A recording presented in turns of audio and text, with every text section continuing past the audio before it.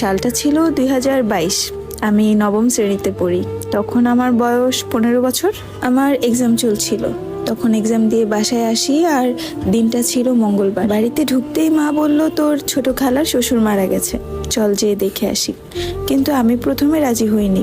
আমি বলেছিলাম যে মা, আমি যাব না, তোমরা যাও। তখন মা বলল, বাড়িতে একা কিভাবে থাকবি, চল। তখন আমি বললাম যে না মা, আমরা দুই বোন বাড়িতে থাকি, তুমি যেয়ে দেখে আসো। মা আবারও বলল, না চল, নানা বাড়িতে যাওয়া হয় না অনেকদিন ধরে, এই ফাঁকে একটু বেরিয়ে আসতে পারবি। এখানে বলে রাখি, নানা বাড়ির পাশেই আমার খালাদের বাড়ি। বড় খালা, মেজো খালা, ছোট খালা এরা আশেপাশেই বাড়ি। মা এত করে বলছে দেখে ভাবলাম যে যাই। মা যখন এতবার বলছে, যেয়ে আসি। যেই ভাবা সেই কাজ। আমাদের বাড়ি বরিশাল, আর নানার বাড়ি হচ্ছে পিরোজপুরে। তারপর দুপুর 2টা বাজে রওনা দিলাম সবাই মিলে। তারপর আমার খালাতো ভাই আসে আমাদেরকে এগিয়ে নিয়ে যেতে, মেজো খালার ছেলে।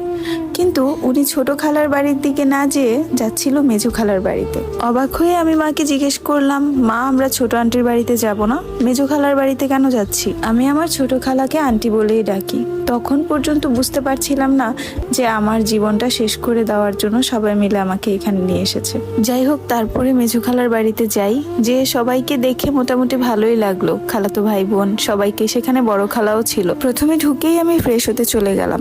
তারপর ফ্রেশ হয়ে বের হলাম, সবার সাথে কথা বলছি। হঠাৎ সেই সময় একটা মহিলা আর একটা মেয়ে আমার খালার বাড়িতে ঢুকে, মানে যার সাথে আমার বিয়ে হয়েছে তার বোন আর তার ভাইয়ের মেয়ে। তারপর তারা আমাকে দেখে গেল। আমি কিছুই বললাম না, কারণ আমার কোনো পিছুটান ছিল না, কোনো প্রেম ছিল না, কোনো পছন্দ ছিল না, তাই কিছুই বলিনি। ওরা যাওয়ার সময় আমার ছবিও তুলে নিয়ে যায়, যাতে করে আমার হবু স্বামীকে আমাকে দেখাতে পারে। আমার স্বামীর পছন্দ ছিল লম্বা মেয়ে। আমি মোটামুটি ভালোই লম্বা, তাই তাদের পছন্দ হয়ে গেল। আমি তখনও বুঝতে পারছিলাম না যে আসলে আমার সাথে হচ্ছেটা কি। তারপরে আমার বাবা মা আমাকে নিয়ে চলে যায় ছোট খালার বাসায়। সেখান থেকে আবার রাত 12টা বাজে নিয়ে যায় বড় খালার বাসায়। তারপর দিন সকালবেলা আমাকে নিয়ে আবারও মেজো খালার বাসায় যায়। সেখানে নাকি আমার হবু শ্বশুর আমাকে দেখতে আসবে। মোট কথা, শ্বশুর বাড়ির সবাই যায় আমাকে সেদিন দেখতে। তার 3 বোন, তার ভাবি, এমনকি সেও যায় আমাকে দেখতে সেই দিন। আমাকে দেখে তারা আংটি পরিয়ে আসে। আমার স্বামীরা ছিল 4 ভাই 3 বোন।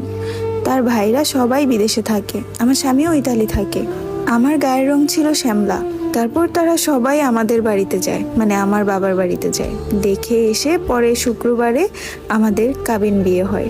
আমার বিয়ের 2 দিন পর আমার শ্বশুর আমাকে একটা ফোন দিয়ে যায়। আমার শ্বশুর ফোন দিয়ে গেলেও আমার স্বামী কখনোই আমার সাথে ফোন দিয়ে কথা বলতো না। আমাদের বিয়েটা হয়েছিল আমার খালার বাড়িতে। আমার কোনো প্রয়োজনে যদি আমি তাকে ফোন দিতাম, সে ফোন ধরতো না। আমি ভেবেছিলাম হয়তোবা নতুন নতুন, তাই এমনিতেই আমার সাথে কথা বলে না। আর আমি বা তখন কি বুঝি বলেন? আমাকে সবাই বলতো ফোন দিতে, আমি ফোন দিতাম, কিন্তু সে ধরতো না। যদিও মাঝে মধ্যে ধরতো, কেমন আছি, কি করছি, এতটুকুই, তারপরে রেখে দিত। এর বেশি কিছুই কখনো বলতো না। তারপর আমি আমার খালার বাড়িতে থাকা অবস্থায় আমার শ্বশুর বলল আমাকে তুলে নিয়ে যাবে, যেহেতু আমাদের কাবিন বিয়ে হয়েছিল। কিন্তু আমার বাবা রাজি ছিল না। আমার বাবা বলল যে খালামনির বাড়ি থেকে আমাকে তুলে নিতে দিবে না, সে তার নিজের বাড়ি থেকে নিতে দিবে। মানে আমার বিদায়টা আমার নিজের বাড়ি থেকে করতে চাচ্ছিল আমার বাবা। এটা আমার শ্বশুর মেনেই নিল, কিন্তু আমার বাবাকে বলল যে ঠিক আছে, তাহলে আপনার মেয়েকে আমাদের বাড়িতে নিয়ে 2 দিন রেখে আসি। শ্বশুর বাড়িতে 2 দিন বেড়াক। তারপর আমার বাবা রাজি হলো।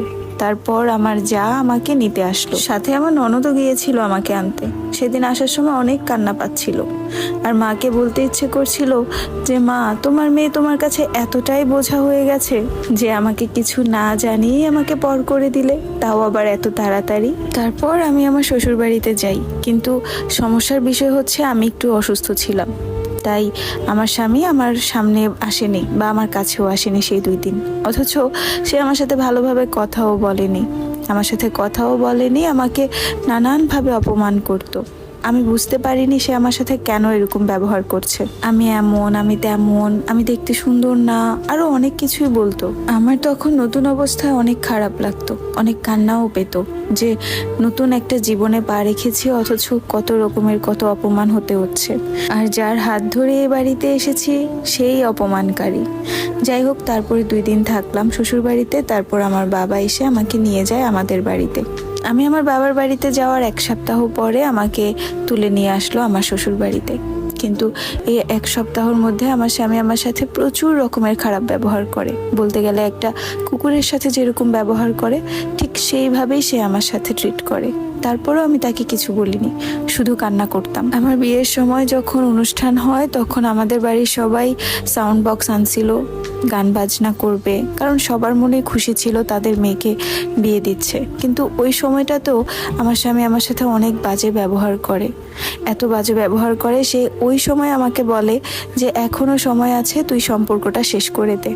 আমি তার এই কথা শুনে কিছুই বলিনি, ফোনটা কেটে দিয়েছিলাম, কারণ আমার মাত্র বিয়ে হয়েছে, আমি কিভাবে নিজের গায়ে ডিভোর্সের দাগটা লাগাই। আর আমি তখন ভেবেছিলাম হয়তোবা মানুষ বিয়ের পরে তার বউয়ের সাথে এভাবেই ব্যবহার করে, কারণ আমার তো পূর্বে কোনো অভিজ্ঞতা ছিল না। তাদের বাড়িতে যাওয়ার পর রাতের বেলা সে আমার সাথে ভালোই ব্যবহার করতো, কিন্তু দিনের বেলা সবার কাছে বলতো আমি নাকি বউ হিসাবে পারফেক্ট না। অথচ রাতের বেলা সে তার সবকিছুই মনে হতো যে আমি তার কাছে পারফেক্ট। আমি তখনও এগুলো বুঝতাম না যে এগুলো কি বলে, আমাকে কি নিয়ে কথা বলে, আর আমি পারফেক্ট নাই বা কেন। আমার সাথে এমন করার কারণ আমি আস্তে ধীরে বুঝতে পারলাম। তখন ছিল রোজার মাস, আমাকে তেমন একটা গুরুত্ব দিত না, কিন্তু আমার স্বামী তার ভাবিদেরকে অতিরিক্ত পরিমাণের গুরুত্ব দিত। তাদের সাথে শুয়ে থাকতো, হাতাহাতি করতো, যেগুলো কিনা নর্মাল দেবর ভাবির মধ্যে হয় না। আর তার এই সম্পর্কটা ছিল তার বড় ভাবির সাথে। আমরা সবাই রোজা ছিলাম, রোজা খোলার পর সে আমার কাছে না এসে সে চলে যেত তার বড় ভাবির কাছে, তার বুকের উপর মাথা রেখে শুয়ে থাকতো আমাদের সবার সামনে, কেউ কিছু বলতো না।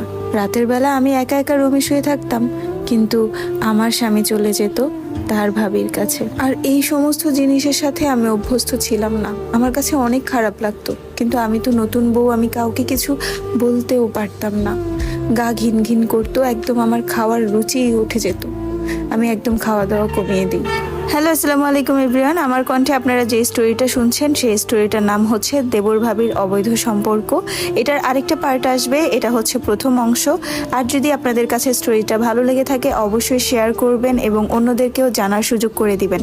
আর আমি যে সমস্ত স্টোরিগুলো শেয়ার করি প্রত্যেকটাই জীবন থেকে নেওয়া। আমি যে স্টোরিগুলো আপনাদের সাথে শেয়ার করি প্রত্যেকটাই বাস্তব জীবনের স্টোরি, কারণ এই স্টোরিগুলো কোনো না কোনো বোন বা কোনো না কোনো ভাই আমাকে পাঠিয়ে থাকে, তারপরে আমি আপনাদের সামনে প্রেজেন্ট করতে পারি।